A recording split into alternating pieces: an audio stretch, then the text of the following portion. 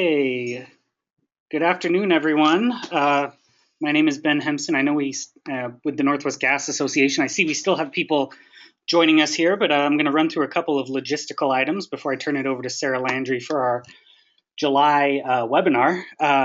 First and foremost, we still have some new folks that I haven't seen on past webinars joining us today, so welcome. Very briefly, for those of you that aren't familiar with the Northwest Gas Association, here is a map of our membership. We are a trade association representing the 6 natural gas utilities operating in the Pacific Northwest and the 3 natural gas pipelines that bring gas to and through our region. You can find out more on our website, NWGA.org.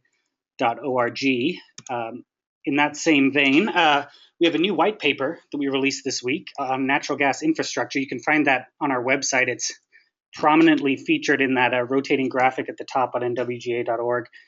And it's discussing infrastructure development, some of the big drivers for that development in our region. Some of you may find that interesting, so I'd encourage you to give it a look and maybe even keep an eye out for a webinar on that topic later on down the road. Another thing to keep an eye out for is our post-webinar survey. We want to know what you thought of this webinar. And if you have any ideas on topics we should be covering in the future. So please keep an eye out for that. With that survey, I will also include a link to the recording of this webinar in case you want to access it later on. We're recording it right now, and I will likely have that posted tomorrow morning. So keep an eye out for the webinar survey then with that link. So without further ado, I'd like to introduce our speaker for today, Sarah Landry, who is the Chief Operating Officer for the Colorado Oil and Gas Association. Some of you may remember Sarah from our 2014 Annual Energy Conference, where she was really the highlight of the conference. She gave a great overview of some of the efforts on the grassroots side of things involving natural gas and oil production in Colorado. And she's here today to really dive into even more of that topic and talk about some of the lessons learned as well. So we're excited to have Sarah here, and thanks, Sarah, for taking the time out of your schedule to join us today. I'm going to go ahead and make you the presenter now. So you can go ahead and start getting that set up, Sarah. For those of you on the call, if you are going to ask any questions during the call, you can do that one of 2 ways. You can either submit questions in the chat window, which you should have received a welcome message when you joined, sort of highlighting where that window is, but it's in your GoToMeeting control panel. If you are shy or aren't comfortable with the chat window, you can always email me as well. Just feel free to respond directly to the emails I sent to you either last night or this morning with info on the webinar. And I'll just keep an eye out for those questions. If it's a clarification issue, I will try to butt in and have Sarah answer it right away. If it's something that I can hold off for a natural break in the presentation, I'll ask the question then. So with that, Sarah, I will turn it over to you. Ben, thank you so much, and thank you to everyone that has joined the webinar. This is my first webinar, so I feel like I could do Tai Chi or something and y'all would have no idea, so that's something cool. So as Ben mentioned, I'm the COO at the Colorado Oil and Gas Association. I am here today to discuss, one, what fracking is, we'll get to that, but also the ground game, what's going on politically, the debate in and of itself, and the lessons that the industry has learned over the past several years. As Ben mentioned, I did speak at their conference a couple years ago now, and so if you were there for that, this is an updated version. And I look forward to all of your questions, so please ensure that you're engaging, that you're involved with the direction of the presentation as it moves forward. So just a quick bit about COGA. We are a trade association, much like the Northwest Gas Association. However, our companies are really focused on a lot of E&P, midstream, we have refineries, we've got utilities, so it's a very broad spectrum of companies. We represent about 320 members in 2015, all the way from the Anadarko and the Nobles, which are large producers here in Colorado, to engineering firms, accountants, attorneys as well. Now this is likely a slide that many of you are familiar with. We're just going to get some foundational points down here at the beginning. These are the shale plays in the lower 48 states of the U.S. And so when I'm looking at the area that NWGA covers, there's, not a lot happening around there. Texas, you can see, is pretty well covered in shale basins. The Northeast, when you're looking at the Marcellus, is very expansive. And in Colorado, we have the Piceance. That's how the basin in the west is pronounced. And we've got the Denver-Julesburg Basin and also a couple small basins in the southern portion of the state. Now, I'm going to quickly just run through why is this woman from Colorado talking about oil and gas production. It's because Colorado does have some significant production. For crude oil, we rank 8th in the country.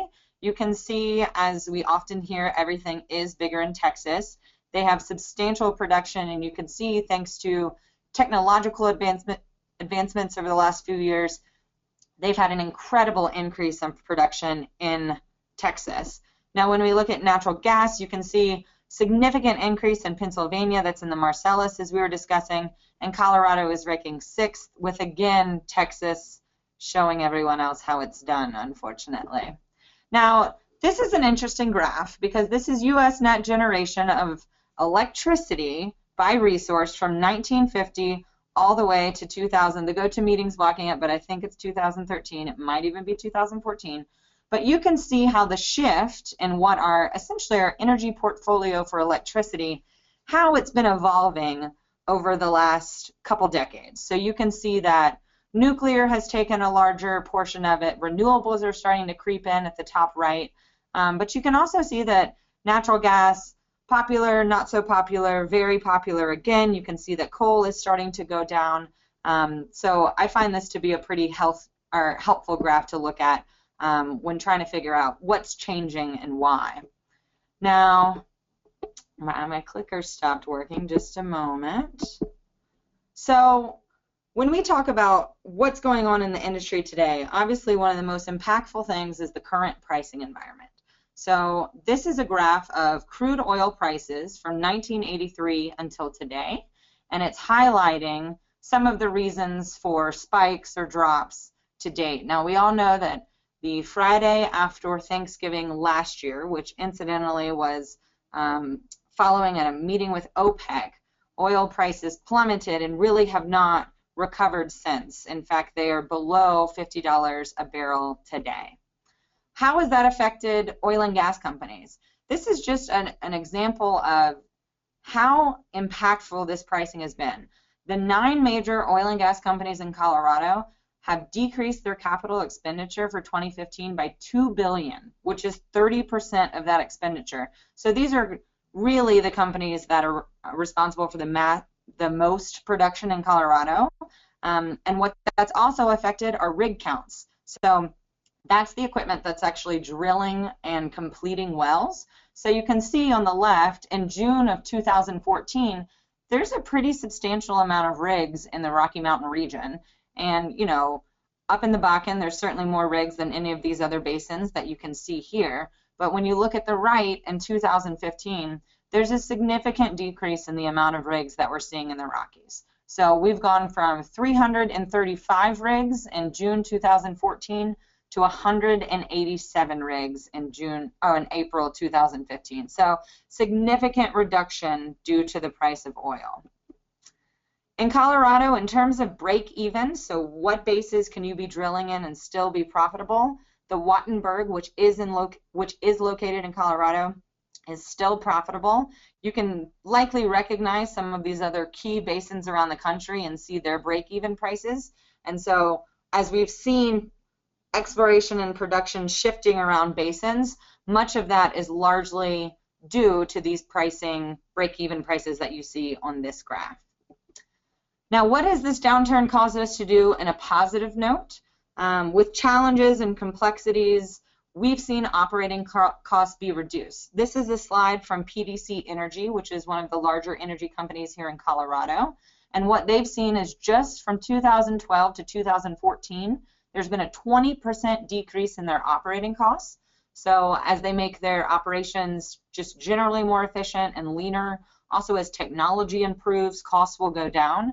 And they're anticipating that through 2017, they'll expect over that 5-year period to see a 50% decrease in their operating costs.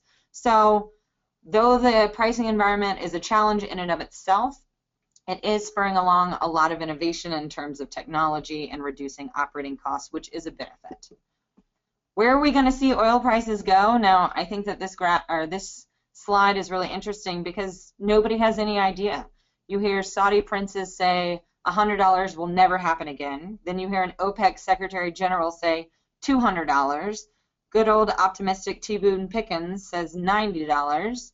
And Goldman Sachs says $30. Now, just to emphasize this point anymore, on this next slide, you'll see the price point that various investment specialists said that oil could be the average price of in 2015. So you'll see we're seeing a lot of people agree at 50, 55, 60, 65, some of those big round numbers. But overall, there's absolutely no consensus about where anyone anticipates the price of oil will be. So truly, we have no idea, and so that's why you see companies continuing to improve their processes, how they spend their money, how they invest, and where they choose to invest. Just a quick overview of Colorado's oil and gas industry. We have 52,000 active wells in Colorado. We have over 150-year history of oil and gas production in the state of Colorado. Now, that top number is a current number. Every number from 1.6 billion down is from 2012. It does take a couple years for the analysis to get done. And so what you'll see is $29 billion of total economic output. There are 47,000 direct jobs from the oil and gas industry in Colorado, and when you combine those with indirect jobs, you're looking at over 110,000. Of the direct jobs, the average of that wage is about 50% higher than the state average. So these are good, well-paying jobs in our local communities, and so it's got a very significant economic impact when you're looking just at the oil and gas industry. But what does that mean to the average Coloradan? I think it's important to make sure that when we're talking about some of these numbers that can seem almost very theoretical, we make sure that we tell people how it affects their back pocket. And in Colorado, our energy costs are 23% less than the national average. And that's because we have pretty low natural gas prices here because we're producing it here in our backyard. And that's an average saving of over $1,500 a year. So significant impact to just the average person as well. Now we're going to talk about the fracking debate, and I know that's why you have all signed on to this talk. But what I want to make sure that we do first is go over a few fracking fundamentals just to make sure that we're all on the same page. Now, as Ben mentioned earlier, if for some reason I don't cover a question that you have about hydraulic fracturing, please feel free to type it into the chat window or send Ben an email. My email address is at the end of this presentation, and so if by the very end you have questions that don't get answered, I'm happy to follow up with any of you. Now, hydraulic fracturing, or fracking, is the use of high-pressure fluids to fracture what we call source rock, which is typically shale, about 7,000 feet underground.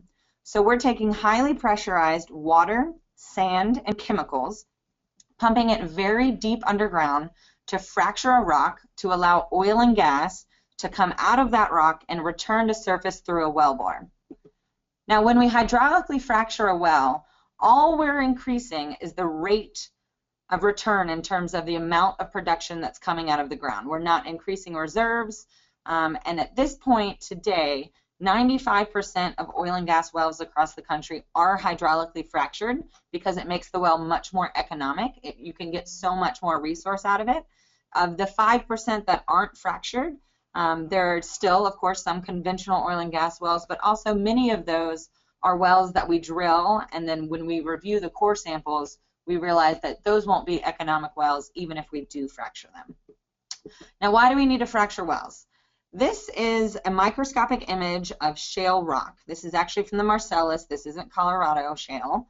But what you'll see, and I'm going to use my little mouse here, is that there's not a lot of pores here. And of the pores that we do see, they don't seem to be well connected to others. And not a lot of permeability as well.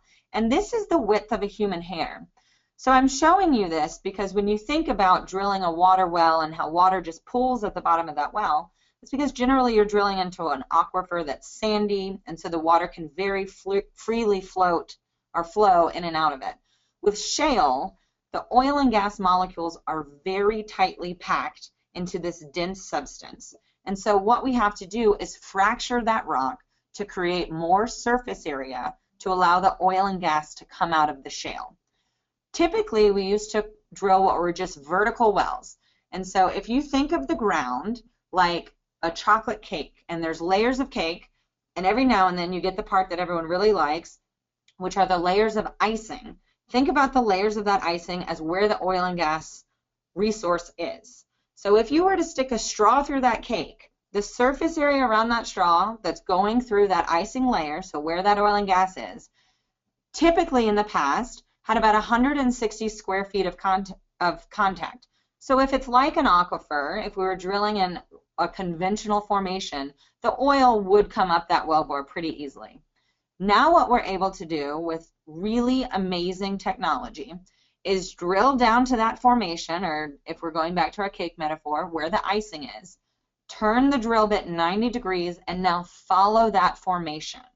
And so then you're increasing just with a 2,000-foot lateral, and at this point we can drill up to 2 miles in some cases. With a 2,000-foot lateral that is then hydraulically fractured, you're increasing your surface area to 153,000 square feet of surface. So the fracturing is connecting pores, it's creating more surface area, it's allowing the oil and gas to come out of that really tight shale. So when we make these cracks, oftentimes I'll hear something like, you're creating these giant cracks in the earth, it's very unstable, we don't know what's happening. In fact, the cracks are so small that they have to be held open by grains of sand. And so when we're pumping fracturing fluid down, we're pumping down tons of sand to hold the cracks open such that when the water is returned to surface after fracturing, the weight of the earth above the fractures doesn't close the cracks. Now this sand is called Proppant because it's literally propping these fractures open. Now drilling distance. This is where I would generally ask people to raise their hand if they've been to Colorado, and you can still do it in your office if you feel really engaged and into this conversation. But in Colorado, or in Denver, one of the only distinguishing features of our skyline is the Wells Fargo building. It kind of has a half moon shape. And if you stack 10 of those end to end, that's how deep we're drilling into the ground. Our formations are about 7,000 feet underground. The water aquifers in Colorado can be found within 1,000 feet of surface in most cases. So that's over a mile of impermeable Pierre shale between where we're drilling and fracturing in the formation and where the drinking water resources are. Now, you'll hear people say all the time, from COGA to the EPA to our president to everyone, hydraulic fracturing has not once contaminated groundwater, and that is true. I think it's important to note that oil and gas development has had contamination issues in the past from having wellbore integrity issues or spills or things like that. But when you hear somebody say, fracking is contaminating your water, that's a misperception, and we can get to that at a later point too if anyone is interested. Now, when we talk about wellbore integrity, I want to tell you what we're doing when we drill a well to protect groundwater. We have multiple layers of cement and steel that isolate the wellbore, what's going up and down the wellbore, from where our drinking water resources are. They also stabilize the wellbore. These are layers of cement and steel that go different depths. The one is the surface casing. I'll show you a photo of it and go back. So this is surface casing. Surface casing has to go 50 feet below the deepest known source of drinking water, and then that gets cemented into place. And then you have what's called production casing, which is steel tube that follows the entire length of the well and also is cemented into place. And so there are multiple layers of protection between the water and what's going up and down that wellbore. Now in Colorado, our regs were updated in 2008 to address wellbore integrity and improve it. We put a lot of different mechanisms into place to ensure the integrity of the wellbore, the stability of it, etc. And since then, there hasn't been a single casing failure across the state of Colorado. So again, 52,000 active wells, and since 2008, there's not been a single issue in terms of wellbore integrity with casing and cement. Within hydraulic fracturing fluid, I mentioned that there is water, sand, and chemicals when we fracture a well. And lots of times you may have heard, oh, they use hundreds of chemicals in a well.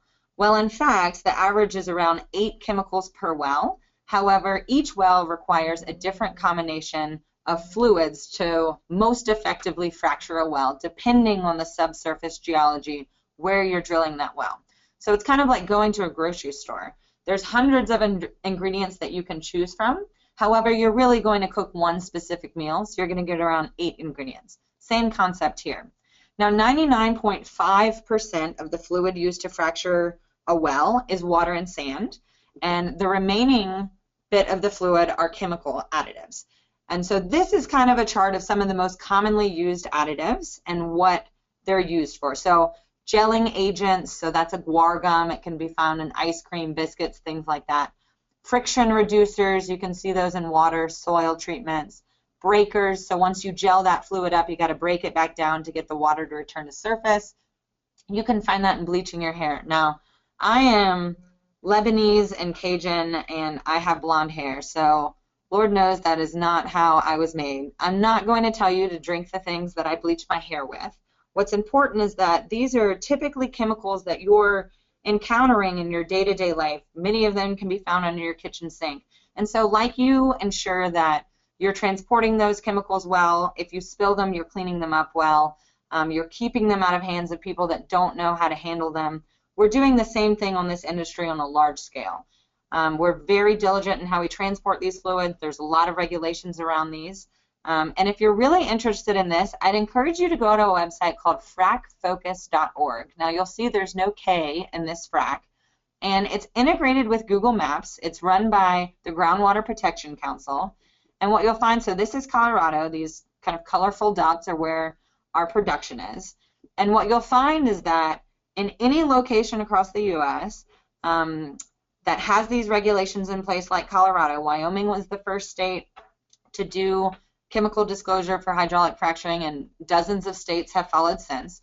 But all of these little blue kind of markers right here at the bottom are individual wells. And you can click on the blue thing and it'll pull up a PDF, and then that PDF will have a listing of what's the trade name of the chemical in the well, who was the supplier, what's the purpose. So again, like I was just talking about the friction reducers, the breakers, the gelling agents, you'll see that there's bactericides in there to ensure that the well's not producing H2S, what the ingredients are within that, and what the chemical concentration is within that as well. And so this is a good spot to send people that are maybe skeptical of industry's transparency. This was quite a debate within industry for quite some time on how to do this without compromising trade secret protection. But I think if you're interested in this, going to frackfocus.org is going to be really beneficial for you. Now, water use is obviously something of great concern. Colorado is an arid state. And what you'll see is this is our water use by sector from 2008 to 2012. And this is just to show you where our water's going. Now, of course, no surprise to anyone that knows about Colorado. We're a significant agriculture state. 85% of our water is going to agriculture. We're seeing about 7% going to municipalities. 1.18% is for industrial uses. Now, within that, hydraulic fracturing is using 0.09%. So that's not 9%. That's 9/100ths of 1% of the water. The closest things to that are snowmaking and watering golf courses. So in terms of the products that we're getting from that water use, if you think back to the economic slide, if you think back to what we actually use our oil and gas for, we think this is a really efficient and beneficial use of our water here in Colorado. Now, another interesting thing about how the technology has changed for the better is that historically, I mentioned when we were looking at the surface area slide that we used to drill vertical wells. We did not have the technology about 15 years ago to drill horizontally. Now, hydraulic fracturing has been around since 1947, but it was really the combination of hydraulic fracturing and horizontal drilling, also with 3D seismic, which we can talk about later, that has brought around the fracturing revolution that really started around 2008. So in the past, at a typical section, which is a mile-by-mile parcel of land, you'd have to drill about 32 wells to drain the resource. Now what we can do is we can have a centralized well pad with about 8 horizontal wells on it that you can drill from the same location, go down to the formation, and drill separate parts of it, such that you're draining the same resource from a much reduced surface impact area. So if you're a farmer, you think about the irrigation systems that are out there. This is much more beneficial for the landowner in this case. This means 31 less pipelines, 31 less roads, 31 less trucks coming in to check individual wells every single day. So this has been a really important improvement in how the oil and gas operations are out in the field these days.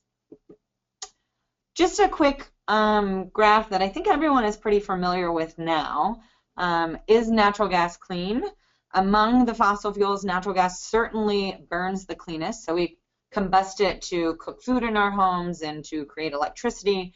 And what you'll see is that the pollutants that are created from combusting natural gas, you're getting half the carbon dioxide. You're really getting much less NOx and SOx. When we look at particulates, it's much less, and there's no mercury. So among the fossil fuels, which are, of course, the vast majority of our energy portfolio still to date, natural gas is the cleanest. And what this has done for us as a country, these are our U.S. carbon dioxide emissions from 1990 to 2003, is that what you'll see is there was a pretty steady increase in carbon dioxide emissions up until about 2007, 2008 or so. And what you'll find is that overall we are continuing to trend down. And so this has been widely attributed to a transition from coal-fired generation to natural gas-fired generation. Now, the last thing I want to mention is that this is the Boulder Oil Field. If anyone out there has driven between Fort Collins and Boulder in Colorado, you would have driven on the Diagonal Highway, and you would never have known that it was the second oldest oil field in our state, because today it looks like this. This is the exact same vista. And so it's just a reminder that oil and gas wells can last several decades. In Colorado, some of the average lifespans of wells are 30 years. Which is certainly a significant amount of time. But after a well is plugged and abandoned, which is essentially the technical term within the industry for permanently shutting down a well, the land can be fully reclaimed to its original condition. All right, as promised, the fracturing debate. Now, this photo I took from a Facebook page of a Boulder County group. Now, Boulder County is kind of like the Berkeley of Colorado. And so what it shows, I think, is how emotional and how extreme the debate is. I don't have children yet, so I can't tell you if she's 2, she could be 9, I can't be certain. But what I can be certain of is that if I asked her to describe what hydraulic fracturing is, a process that has taken me so far about 25 minutes to explain to y'all, I'm not sure that she'd be able to articulate it to me. We're having a conversation that's at a very loud volume with a lot of sound bites, and it's really hard to decipher. So I'm going to tell you how we got here, where we are, and what we've learned. But first, I think that there are a few fundamentals that we should acknowledge no matter where you sit on the fracturing debate or the oil and gas debate that are important to not remove from the debate. One is that we all prioritize our family's health and our safety. I think we all value living in the environment that we do, the great outdoors, taking advantage of that. We all use energy, and we all enjoy our current quality of life. Those are things that I think are fundamental non-negotiables in this debate. Now, what happened in Colorado is that we had national groups funneling millions of dollars into campaigns against fracking. Now, on the left, you see a Food and Water Watch flyer on how to get your resolution passed to ban fracking in your community. And this is step-by-step what happened in one of our local jurisdictions, Longmont. And right here, if you're following my mouse, that's Mark Ruffalo. He's the Hulk, so there's some Hollywood powerhouses behind this. And then on the right, you'll see a Frack Free Colorado flyer. And I just want you to note in the bottom corner, you'll see that there's a Patagonia logo. And I'm going to make sure that we get back to that later because I think it's a really critical part of this debate that nobody is really talking about. Now, these groups led way to local groups, and these local groups within their communities, within about 35 communities in Colorado, whether they had a local group or not, were seeking to have regulations that exceeded state standards, bans on oil and gas development, bans on fracking, and this certainly is not unique to Colorado. If you've been following what's happening in New York, even a county in Texas, or a city in Texas, Denton, has banned fracking. This is something that's across the country because of the type of conversation and debate we're having, which we'll talk about in a little bit. But within these communities, the vast majority of them, over 30 of them, resolved their concerns through specific regulatory solutions and lots of different ways to do this, to ensure that their regulations were solving their community concerns but staying aligned with the state.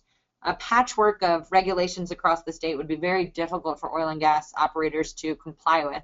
If you can imagine, we have 64 counties in Colorado. If every county had their own regulations and then every municipality there within had their own, it'd be very difficult to operate with stability moving forward.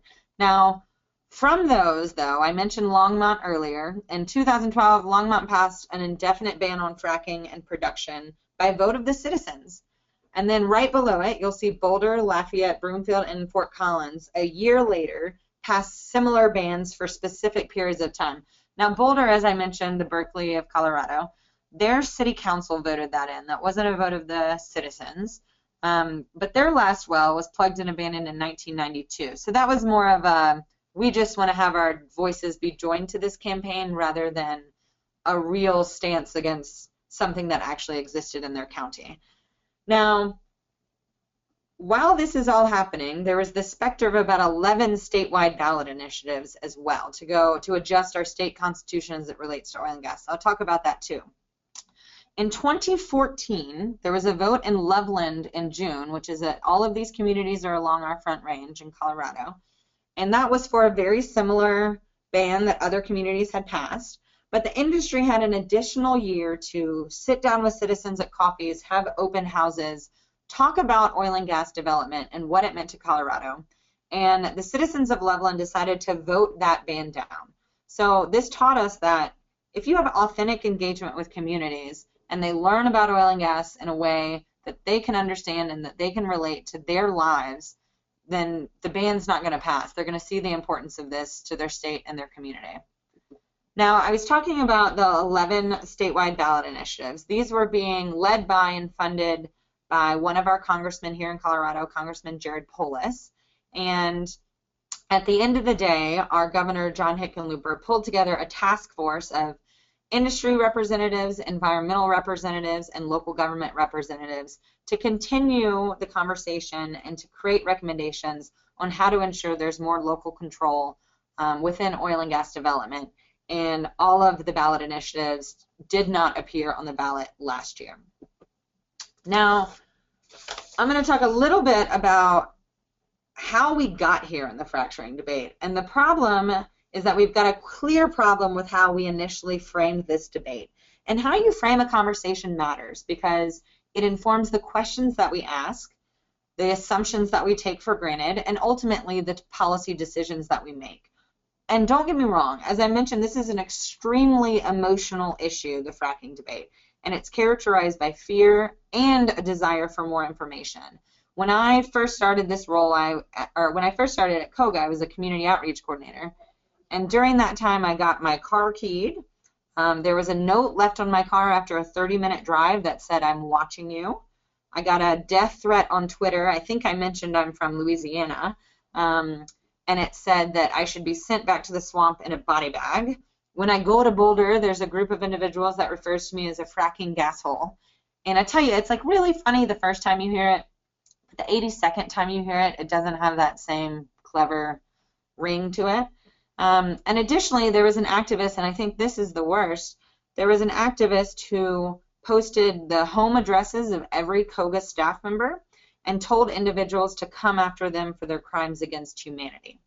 So it is a very extreme debate, and it's very easy to scare people. If you read the headlines, fracking is poisoning children, it's ruining the air and water, it's causing earthquakes, cows' tails are falling off. That was literally a headline in Colorado at one point. And this is the perception of the concerns. This is, again, where I would ask you to raise your hand if the water, if you've seen the video of water lighting on fire. So you can do it again if you're feeling very engaged. But, you know, it takes a 20-second video of that water being on fire to convince someone who's never heard of hydraulic fracturing, who's concerned about their children's health, that they're going to vote against whatever fracking is. It takes a petroleum engineer 20 minutes to be talking about biogenic gas, thermogenic gas, coal seams and the dewatering of coal seams, well casings and cement, and all of these things that fit into a very technical conversation about oil and gas development to let people know what we're doing. And so it's difficult. There's a lot of confusion. It's ugly. There's a lot of misinformation throughout this entire debate. But the reality of concerns for those that live in communities that have oil and gas operations are different. It's the truck traffic. It's trucks speeding through school zones. It's noise, dust, light, wildlife migration. It's all sorts of things that are quite different than the conversation that's being had in the public realm. Now, I want to talk about a disconnection, but first I want to talk about two distractions within this debate that have led to a disconnection. The first is that fracking has been redefined. When I mentioned earlier that the ballot initiatives were being led by a congressman in Colorado, this is a congressman that referred to a drilling rig as a fracking tower. And so when you know that the drilling rig is being referred to as a fracking tower and that people are talking about fracking spills, then you have lost the definition of the word as we have been using it within industry. So it's no longer the 3-day process of, quote, completing a well or stimulating a well. It's now the 30-year process of the first truck in to site that well, to decide where it goes, the entire production and construction phase of that, all the way out to the last truck out after final reclamation 30 years later. And so we've got to acknowledge as an industry that fracking has been redefined. And when we're talking to somebody, it's important that we meet them on their level and ask them, when you say fracking, what do you mean by that? Do you mean the full oil and gas development process? Because I want to make sure that we're on the same page here. It comes back to that phrase about hydraulic fracturing has never contaminated groundwater. That's true. But if you say that to somebody who's using fracking to describe the entire oil and gas development process, all of a sudden your comment is disingenuous to them. And so it's really important to meet people where they are. So one distraction, fracking has been redefined. The second distraction is that we've allowed the extremes to be the loudest. We've got drill baby drill on one side, and we've got ban fracking on the other. And let me tell you, both of those are entirely lazy and unproductive. And so what I encourage you to do, if you happen to find yourself in one of those margins, is flee the margins and meet in the middle. That's where the productive, nitty-gritty conversation of not should we frack, but how do we best do this? Where do we best do this? Is happening and being productive. We found ourselves in a society where it's totally fashionable to be adamantly for something or against something, and everyone's got their rhetoric and their bumper stickers to go with it. You know, it's a 140-character society, rather than really sitting down and having a conversation and not being so polarized. And so, and you know, this could be a lightning rod. I might rile some of you up. I expect to see the chat start happen. This polarization is not specific just to the E&P part of the industry, so the exploration and production part. We're seeing it affect other parts of the industry. I find it amazing that our country has spent so much time on the debate over whether or not we should approve the Keystone XL pipeline when there is homelessness and energy poverty, and not to mention 70 other identical pipelines that cross the Canadian-US border. And so we're letting the extremes dominate this conversation, and we need to be the one guiding the conversation with passion and pragmatism. So these two distractions have led to the defining disconnection of the decade. Now, I'm in my oil and gas world, so of course I think that. And that's the disconnection between our energy production, our energy consumption, and our way of life. We live in a society where we think that our plastics come from Rubbermaid, our milk comes from 7-Eleven, our meat comes from McDonald's, gasoline comes from a tank under the Shell station on the corner, and electricity comes from an outlet. This is just mind-boggling that we found ourselves here somehow. From everything you put on, you text on, you spray on, you fly on, most of our products are derived from petroleum products, so from fossil fuels. And those that weren't were likely transported to us by fossil fuels. We are hating the very thing that we rely on as a society because we don't understand its source. And so whether it's a wind turbine or an oil and gas well, I want you to truly think about how fortunate we are to dislike our energy production in this country. The luxury we have to hate an oil and gas well or a wind turbine in our community. Truly think about it. Now, earlier I asked you to remember that Patagonia was sponsoring an anti-fracking rally in Colorado. And what I would challenge Patagonia is this exact part of the debate, because I'm not certain that I could find a single page on their catalog that doesn't feature a hydrocarbon product.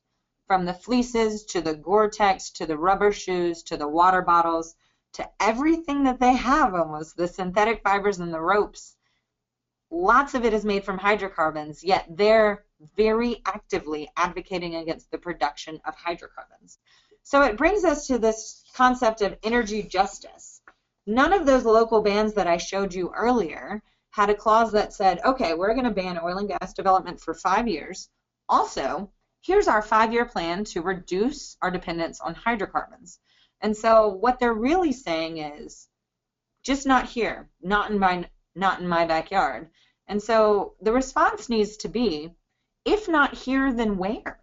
In Colorado, we by far have the most stringent and comprehensive regulations on oil and gas.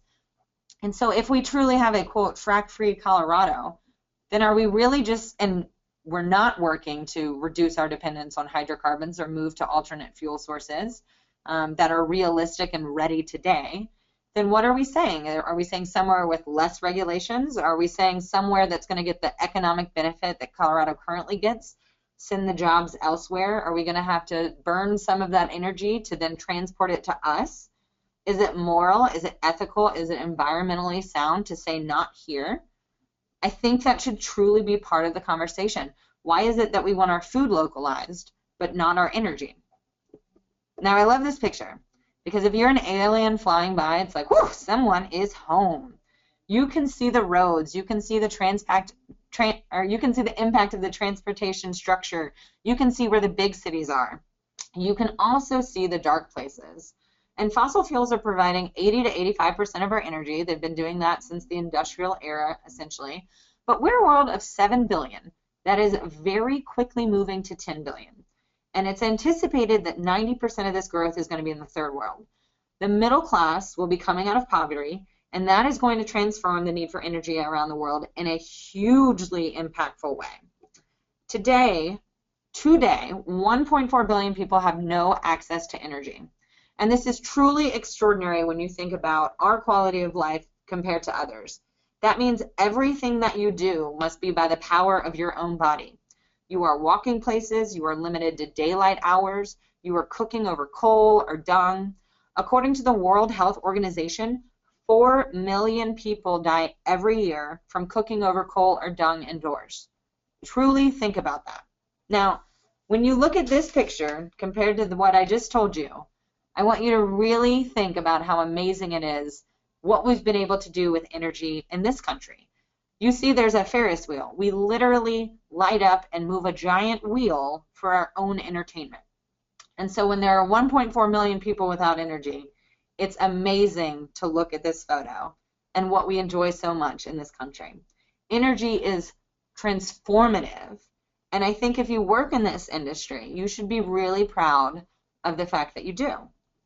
Now, oil and gas affects everything outside of what we've already talked about. So there's impacts to the economy, there's jobs, there's medicine, agriculture. You think about ammonium fertilizer. We wouldn't have modern agriculture without natural gas. When you think about protecting your children's shin at soccer practice, these are all related to fossil fuels. But the world is changing rapidly, and events of global significance are happening one after another right now. Every day when you pick up the paper, you're reading about the geopolitical implications of shale development. You're reading about OPEC and oil prices and the world economy. You're reading about exporting LNG, hopefully exporting crude oil if we can get that ban lifted. Energy is dominating the conversation. And so that's all to say that the world has fundamentally changed, and so have the challenges. And thankfully, this industry is not without its lessons learned. So first, Are fossil fuel companies blameless, perfect savers of the free world? I mean, thus far, I would totally have you believe that we are. However, we are not at all.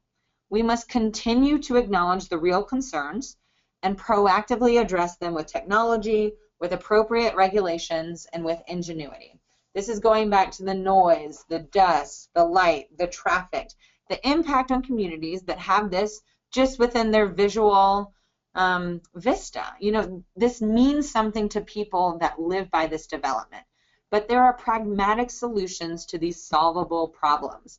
Right now, I mentioned the governor's task force earlier. Right now, all of the recommendations of the task force, so how better to produce oil and gas around our communities, is being addressed within our state regulatory body as we speak.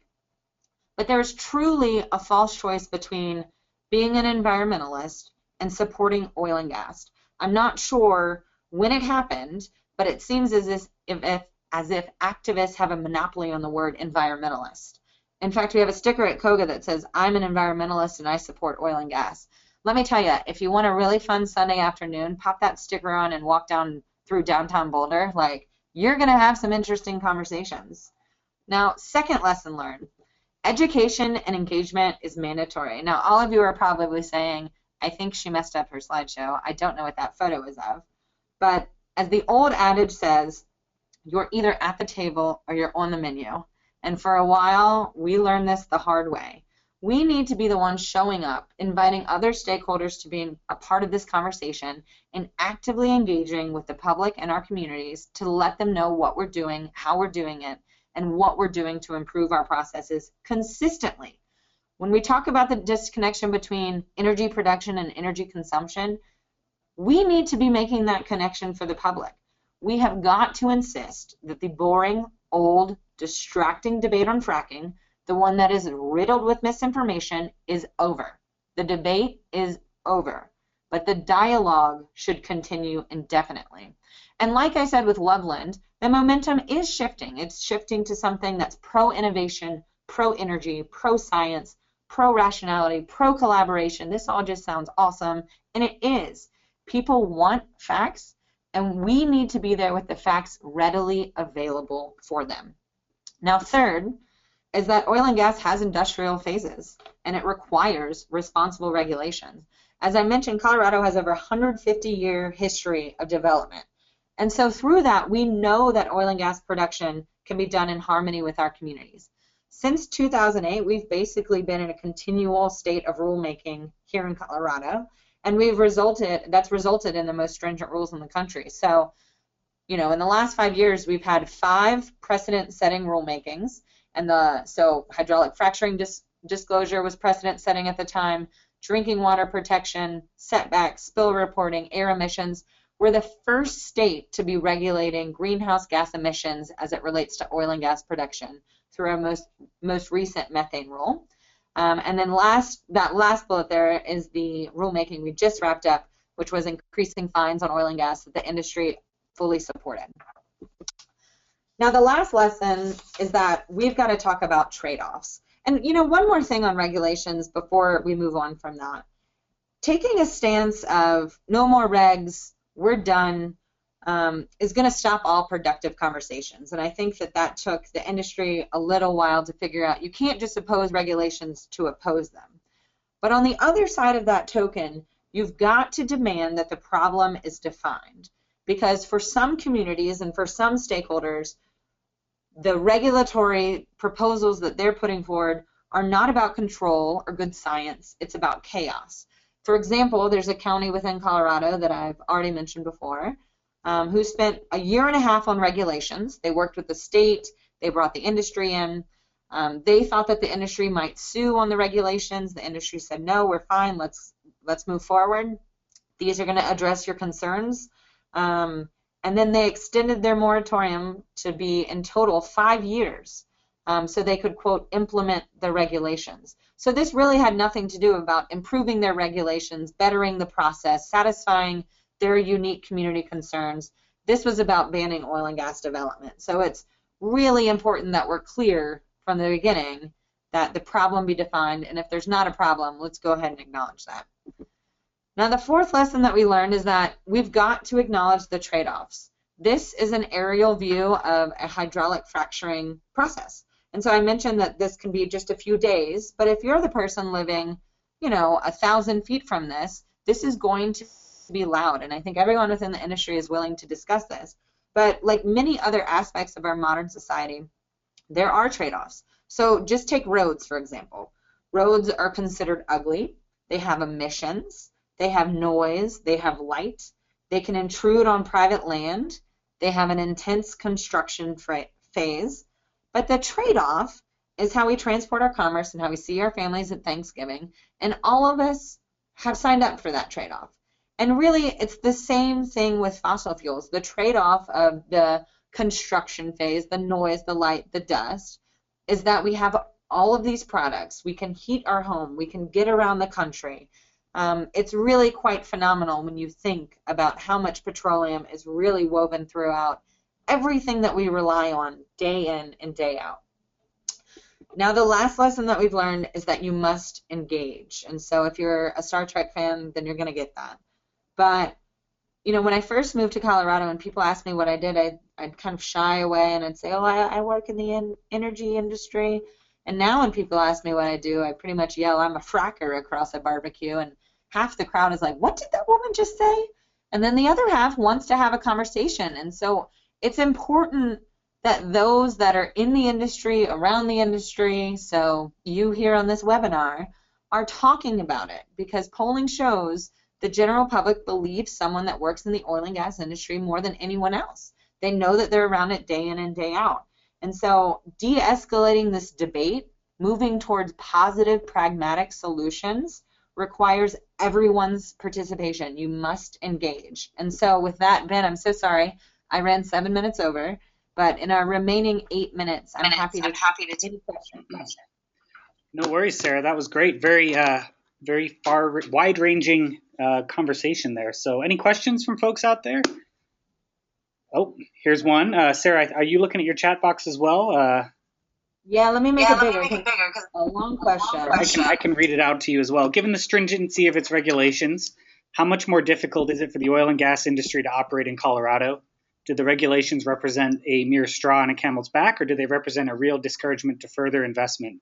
And that's from our former intern, Chris Chambers, by the way. So always with the good question. Way to go, intern. That is a good question. So, Ben, will you mute yours? Oh, yeah, let me mute it here. Great. So what I'll say is that the industry in Colorado knows that it is really the tip of the spear of this regulatory overhaul and these updates that are happening. And so these regulations, most of them were developed during the high times of 2013, 2014, et cetera. However, industry worked with the state to ensure that there were mutual benefits for a lot of these regulations for the industry, and you may say some of those don't seem very beneficial to industry, but what I'll say is that with every single regulation, that is creating a larger piece of the pie of the social license to operate. Every regulation improves the social license to operate in a way. And so, yes, all of these regulations do have financial, monetary costs to them, but in terms of maintaining that social license to operate, these regulations are really important to us. Now, when you say, does it represent a real discouragement to future investment? We haven't seen anything like that happen because, if I look at before the 2008 overhaul, the companies that may have left Colorado because of regulatory issues, many more companies are coming into Colorado than leaving, I would say. This state is thriving, especially with the pricing environment, being in a basin that has a low break-even cost. I think this is just the cost of doing business in Colorado. Any other questions?